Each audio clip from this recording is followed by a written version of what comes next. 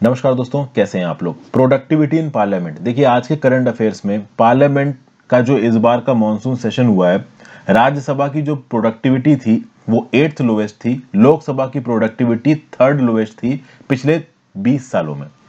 तो और यहाँ पे हुआ क्या है, इसके बारे में आपसे बात करूंगा, और कब कब पार्लियामेंट्री डिसरप्शंस की वजह से, कब कब अपोजिशन के एमपीज के चिल्लाने की वजह से जो काम होता है पार्लियामेंट का वो इफेक्ट हुआ है, उसके बारे में देखेंगे। कुछ स्पेसिफिक इंस्टेंसेस बताऊंगा मैं आपको, काफी हंसी वाले इंस्टेंसेस है ये। और आप देख सकते हो कि जो देश के सबसे बड़े लॉ मेकर्स होते हैं वो किस चीज में इन्वॉल्व हैं, और यहाँ पे सारी पॉलिटिकल पार्टीज इन्वॉल्व हैं। बीजेपी ले लो, कांग्रेस ले लो, या किसी भी और पॉलिटिकल पार्टी की बात कर लो, सब यहाँ पे इन्वॉल्व है। यहाँ कोई दूध का धुला नहीं है। अभी के सेशन में क्या हुआ तो मैं बहुत ब्रीफ आपको बता देता हूं। जो अपोजिशन था वो चाहता था कि पेगासस स्नूपिंग स्कैंडल को लेके, फार्मर प्रोटेस्ट को लेके, और ये जो पेट्रोल डीजल के दाम बढ़ रहे हैं इनको लेके बहस हो। तो लोकसभा और राज्यसभा में रूलिंग पार्टी कह रही कि इनको लेके बहस नहीं होगी, बाकी कुछ और इंपॉर्टेंट इश्यूज भी हमको पास करने हैं। तो अपोजिशन चिल्लाने लगा, तोड़ फोड़ मचाने लगा।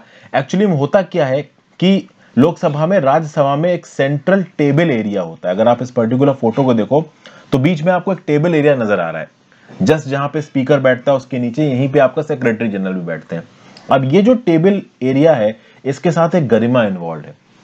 अब क्या किया कि कुछ एमपीज इसी टेबल पे खड़े होकर चिल्लाने लगे, इसके ऊपर खड़े होके अपनी बात बोलने लगे। तो यहाँ पे वेंकैया नायडू जी बोल रहे हैं कि यार ये तो हाउस की गरिमा के खिलाफ है, ये तो अभद्र व्यवहार है, इस प्रकार की बातें होने लगी। तो जब डिसरप्शंस होते हैं पार्लियामेंट में तो सारी हदें यहाँ पे पार हो जाती हैं, और ऐसा पहली बार नहीं हो रहा है।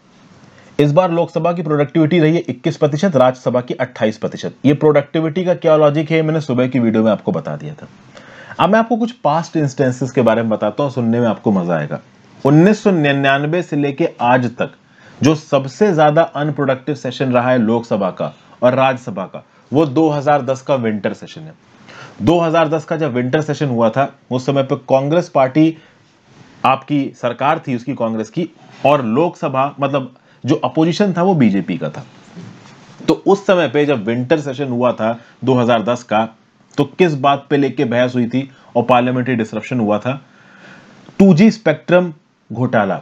याद है ना, 2G स्पेक्ट्रम घोटाला, कैग की रिपोर्ट आई थी 2G स्पेक्ट्रम घोटाले को लेके, और इस घोटाले को लेके बीजेपी डिमांड कर रही थी कि ज्वाइंट पार्लियामेंट्री कमेटी बनाओ। कांग्रेस ज्वाइंट पार्लियामेंट्री कमेटी बना नहीं रही थी। तो विंटर सेशन 2010 में भी इस प्रकार की तोड़ाफोड़ी पार्लियामेंट में खूब हुई थी, और राज्यसभा की एफिशिएंसी उस समय पे 2% थी और लोकसभा की एफिशिएंसी उस समय पे 6% थी। तो ये तो आप कह सकते हो कि 1999 से लेके अब तक जो सबसे बकवास सेशन रहा है वो विंटर सेशन रहा है 2010 का, अगर आप तोड़ा फोड़ी के कंपैरिजन करते हो। फिर आ जाते हैं दूसरे नंबर पे, 2013 और 2016 का जो विंटर सेशन था लोकसभा का, वो भी बड़ा खतरनाक था। 2013 के विंटर सेशन में क्या हुआ था? देखिए, 15वीं लोकसभा का आखिरी सेशन था, मतलब आप कह सकते हो कि कांग्रेस पार्टी 2014 तक राज में रही, फिर 2014 से 2019 और 2019 अब तक बीजेपी राज में।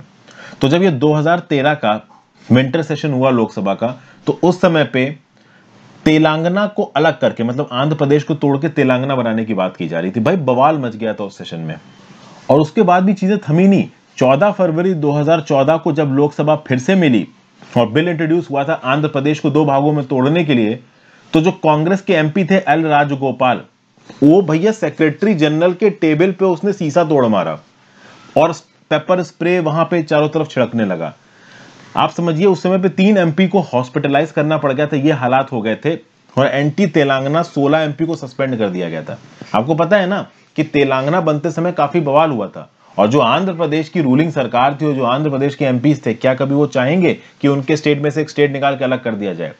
तो जब उस स्टेट को बनाने का बिल पास हो रहा था, भाई तोड़ा ताड़ी पे उतर आए, शीशे फोड़ने लग गए, पेपर स्प्रे उड़ाने लग गए आपकी लोकसभा के अंदर, इतने बुरे हालात हो गए थे।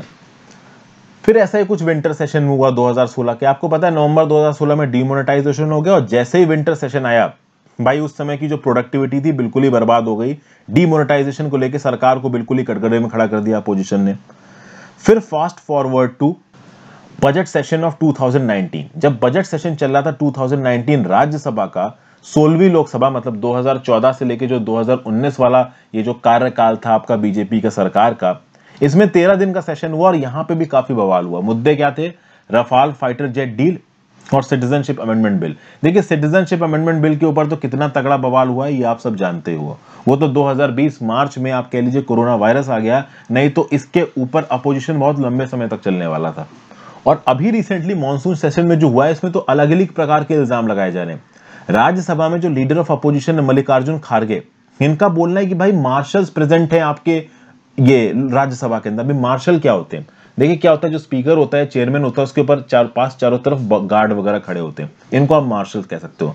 मतलब ओवरऑल अगर कोई एमपी ज्यादा तरखाट मचा रहा है तो ये मार्शल उसको फिजिकली रोक भी सकते हैं। तो वुमेन मार्शल और मेन मार्शल दोनों को यहाँ पे डिप्लॉय करके रखा गया है। तो यहाँ पे जो आपके तृणमूल कांग्रेस के जो एमपी हैं डेरेक ओब्रायन, इन्होंने क्या बोला? फासिज्म बोला। जेंडर शीट्स डिप्लॉय कर रही बीजेपी की सरकार, इस प्रकार के इल्जाम लगाए जा रहे हैं कि वुमेन मार्शल्स मेल एमपीज को रोक रहे हैं और मेल मार्शल्स फीमेल एमपीज को रोक रहे हैं। तो फीमेल एमपीज यहां पे खतरे में, ऐसा अपोजिशन के एमएलएस बोल रहे हैं। At the very same point of time जो लीडर ऑफ द हाउस थे उन्होंने इस चीज को काउंटर किया। उन्होंने बोला ऐसा कुछ भी नहीं हो रहा है, ये जो एमपीज हैं ये सेक्रेटरी जनरल की टेबल के पास पहुंच के तरखाट कर रहे हैं, नुकसान पहुंचाने की कोशिश कर रहे हैं, चीजें तोड़ फोड़ रहे हैं, किसी को चोट लग सकती है, इसलिए मार्शल डिप्लॉय करने जरूरी है। तो ये कुछ इंपॉर्टेंट मैंने इंस्टेंसेस बताए जब इस प्रकार के पार्लियामेंट्री डिसरप्शंस देखने को मिले हैं। जब फार्म बिल्स पास हुए थे, फार्म बिल्स के जब खिलाफ अपोजिशन हुआ था, उस समय भी जो केविन ओब्रायन थे आपके तृणमूल कांग्रेस के लीडर, ये उस समय पे भी न्यूज में थे। इन्होंने जो डेप्यूटी चेयरमैन थे उसके सामने जाके कागज उछाल दिए थे। डेप्यूटी चेयरमैन की ऑलमोस्ट चढ़ के कुर्सी पे उनके आप कह सकते हो डेक तक ये पहुंच गए थे, तो मार्शल को वहां पे बुलाना पड़ गया था। तो इस प्रकार के पार्लियामेंट्री डिसरप्शंस हमारी पार्लियामेंट्री डेमोक्रेसी में देखे जा रहे हैं। अब आप बोलोगे इसके लिए कौन रिस्पॉन्सिबल है? देखिए यहाँ पे सभी रिस्पॉन्सिबल है, अपोजिशन भी रिस्पॉन्सिबल है और रूलिंग पार्टी भी रिस्पॉन्सिबल है। हम ये नहीं कह सकते कि अपोजिशन बहुत सही कह रही है। इस प्रकार से हाउस को रैंसम पे रख देना, बिल्कुल उसको स्टॉप मोड में रख देना, ये सही नहीं है।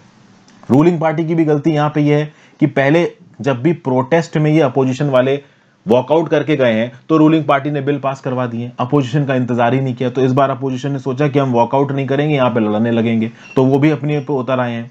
तो ओवरऑल इस प्रकार की जो चीजें हैं वो एक मैच्योर डेमोक्रेसी को शो नहीं करता है। मैच्योर डेमोक्रेसी में आप डेफिनेटली अपोजिशन दिखाओगे, बट ये अपोजिशन दिखाने का तरीका इतना वायलेंट, ये थोड़ा सही नहीं है। तो ये एक ओवरऑल छोटा सा व्यू पॉइंट था जो मैंने आपके साथ डिस्कस किया पार्लियामेंट्री डिसरप्शंस को लेके। कुछ पहले के मैंने आपको इंस्टेंसेस बताया स्टोरी फॉर्म में, अभी जो हुआ वो तो आप लोग न्यूज़ में फॉलो कर ही रहे होगे। आज के करंट अफेयर्स मैंने डिस्कस किया। तो thank you for watching. I hope आपको ये जो वीडियो है थोड़ी इन्फॉर्मेटिव लगी हो। अपने व्यू पॉइंट नीचे कमेंट बॉक्स में जरूर देना। वीडियो को लाइक और शेयर जरूर कर देना। इंस्टाग्राम पे फॉलो कर लीजिए और हाँ, अगर ज्वाइन कर सकते हैं तो चैनल जरूर ज्वाइन करिए दोस्तों, that will help a lot. Have a great day, good bye.